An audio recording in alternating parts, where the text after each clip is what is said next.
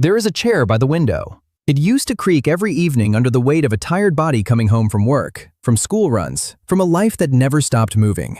Now it just sits there, still, quiet, waiting for someone who has nowhere left to rush to. This is what old age often looks like from the inside. Not frailty, not wrinkles, but silence. A silence that grows louder with every passing year. Today, we're going to understand why old age feels so lonely, so boring, and so disconnected, and what's really happening beneath the surface.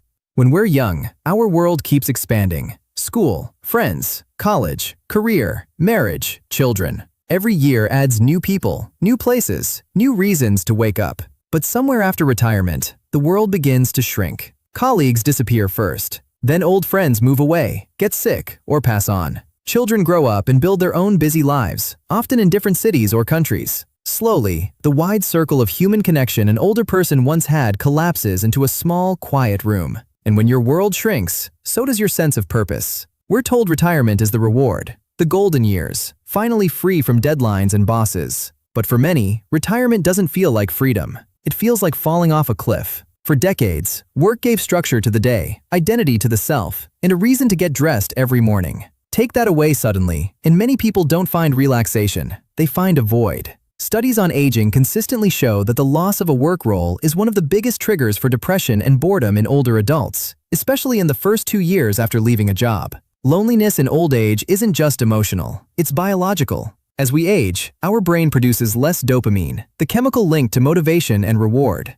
This means everyday activities that once felt exciting, a walk, a conversation, a hobby, start to feel dull and effortless to skip. At the same time, hearing and vision often decline, making conversations tiring and social gatherings overwhelming. So the older person doesn't just feel bored. Their brain is literally getting less reward from the world, while their senses are working harder to experience it. It's a double burden most people never talk about. Think about how much of our day is filled with small talk. A text from a friend, a joke with a coworker, a quick call with a sibling. We barely notice it because it's constant. But for many elderly people, days can pass without a single meaningful conversation. The phone doesn't ring. No one asks how their day was. And human beings are not built for that kind of silence. We are wired for connection from the moment we're born. When conversation disappears, something inside quietly starts to shut down. Not dramatically, but slowly, like a light dimming. For most of our lives, we are defined by roles. The manager, the mother, the provider, the friend everyone calls for advice.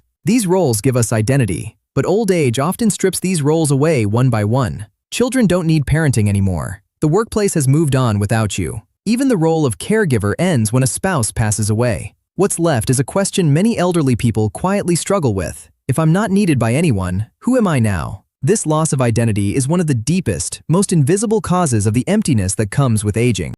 We often mistake an elderly person's boredom for laziness or lack of interest. But real boredom in old age is different. It's the result of a life with too much time and too few meaningful choices. Physical limitations may prevent travel or hobbies once loved. Financial constraints may limit social outings. Fear of falling or getting sick may keep them indoors. So the days blur together. Wake up, eat, watch television, sleep. A repetitive loop with no novelty. And the human brain craves novelty. Without it, time doesn't just pass slowly. It starts to feel meaningless. Today's world runs on technology, video calls, social media, messaging apps, and this has made connection easier than ever for younger generations. But for many elderly people, this same technology becomes another wall. Smartphones.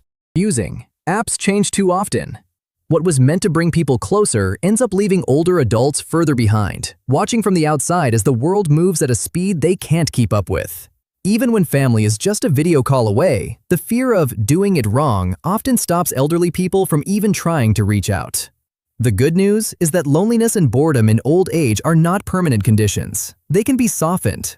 Research shows that even small, consistent social contact, a weekly phone call, a short visit, a shared meal, significantly reduces feelings of isolation. Community groups, walking clubs, volunteering, and even simple daily routines with a sense of purpose can restore meaning. Pets, gardening, and creative hobbies like painting or music have also been shown to boost mood and reduce cognitive decline. The key isn't grand gestures. It's small, regular moments of connection and purpose